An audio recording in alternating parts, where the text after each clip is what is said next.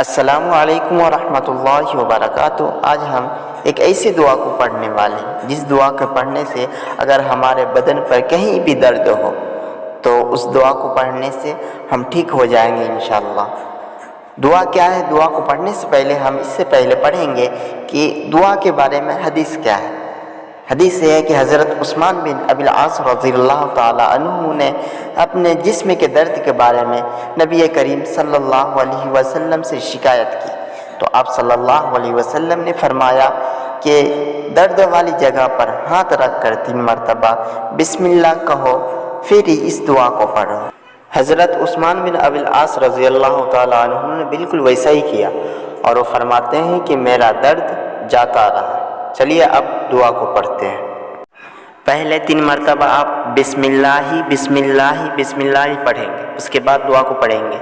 اعوذ باللہ وقدرتہ من شر ما اجد واحاذر، اعوذ باللہ وقدرتہ من شر ما اجد واحاذر، اعوذ باللہ وقدرتہ من شر ما اجد واحاذر۔